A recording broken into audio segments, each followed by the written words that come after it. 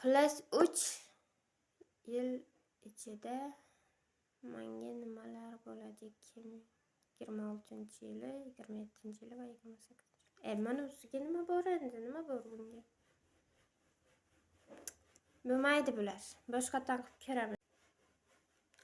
Mehribonlarim, qani boshqatdan qilib ko'raylik. Bu ikkinchisi imkoniyatimiz.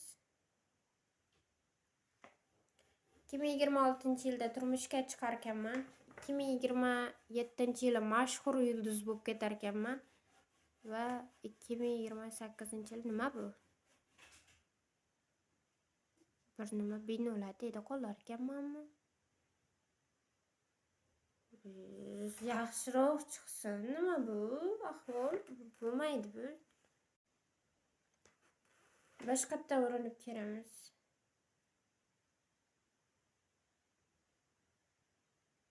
Nima bu? Yuragimni birov vayron qiladimi?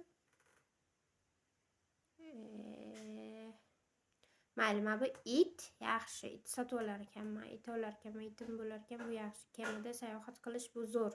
Lekin mana bu yurak nimaga bunaqa chiqadi? Yaxshi chiqmaydi. Nima bu? Yana qayta qilsak yana shu yurak.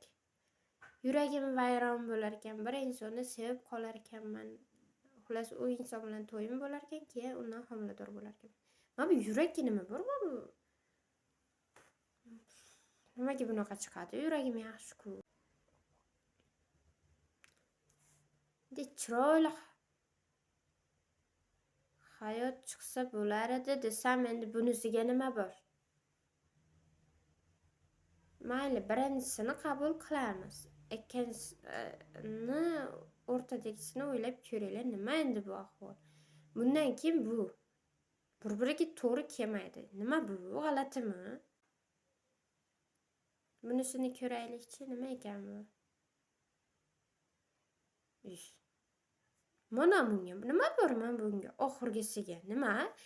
Hammasi yaxshi hayot chiqmaydi, tekis chiroyli chiqmaydi. Nuqul bitta shikal chiqyapti. Mana bu oxirgisiga nima bor ekan endi shikalga? Nima bu qo'lga unaqa sovib? Bunga nima keragi bor? Undan oila qurmaganim yaxshi-ku, tinch yashaganim yaxshi-ku, bunaqa oxir bunaqa bilan tugasa kerak. Bunday chiroyli chiqmaydimi hayot? Bo'lar ekan-ku, bo'lar ekan-ku. Men shuni boyidan beri qilib qidiryapman.